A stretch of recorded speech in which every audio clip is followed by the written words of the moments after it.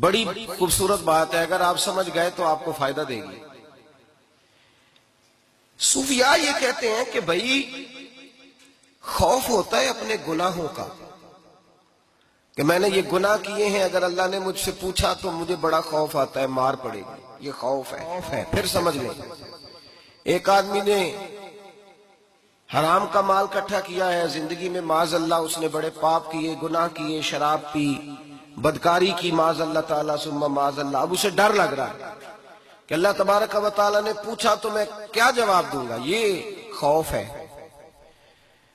اور خشیت یہ ہے کہ ایک آدمی سارا دن نماز پڑھتا ہے، روزہ رکھتا ہے، عبادت کرتا ہے، اللہ کو یاد کرتا ہے، پھر بھی ڈرتا ہے۔ یہ خشیت ہے، یہ خشیت ہے۔ جو گناہوں سے ڈرے وہ خوف ہے، اور جو رب کی ناراضگی سے ڈرے وہ خشیت ہے۔ جو کہے یار میرا رب کہیں ناراض نہ ہو جائے، میرا رب کہیں مجھ سے۔ بڑی خوبصورت مثال دی۔ میں نے اپنے صاحب سے پوچھا کہ حضور یہ مسئلہ کیا ہے، تو فرمانے لگے ایک بادشاہ نے ایک غریب کی بیٹی اسے پسند آ گئی تھی، تو اس نے عزت کے ساتھ اس سے شادی کر لی، رشتہ بھیج کے وقار کے ساتھ۔ بیٹی کا باپ اپنی بیٹی کے مقدر پر رشک کرنے لگا کہ میری بیٹی کو بادشاہ نے پسند کیا ہے، بادشاہ کے شہزادے نے رشتہ بھیج دیا ہے۔ شہزادہ بیاہ کے لے گیا بیٹی کو، 20 کنیزائیں، نوکرانیاں اس عورت کی خدمت کرنے پہ لگی ہوئی ہیں، اس کا ہر حکم ماننے کو تیار ہے۔ لیکن وہ بی بی سویرے بھی رو پڑتی ہے اور شام کو بھی رو پڑتی ہے، روتی رہتی ہے۔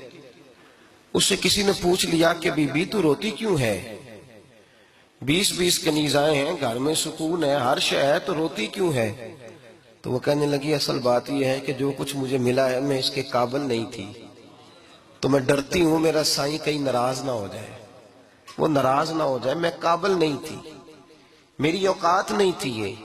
من آنم کے من دانم، میں جو ہوں اس کا مجھے پتا تو ہے، اس نے میری حیثیت سے، میری اوقات سے، میرے ظرف سے، میری محنت سے بڑا بڑھ کے مجھے عطا کر دیا، میری چونکہ اوقات سے زیادہ دے دیا تو میں ڈرتی ہوں وہ ناراض نہ ہو جائے، کہیں میری یہ کھیل، یہ جو میں نے گھونسلہ بنایا ہے، یہ کہیں میرا ٹوٹ نہ جائے۔ میرے بھائی، میرے رسول کریم سید عالم صلی اللہ علیہ وسلم کے امت کے اولیاء، صلحاء، صوفیاء، اتقیاء، صحابہ، اہل بیت، یہ لوگ جب روتے تھے تو یہ کوئی اس لیے نہیں روتے تھے کہ یہ آج دوپہر کو چینی میں ملاوٹ کر کے آئے ہیں تو اس لیے رو رہے ہیں رات کو،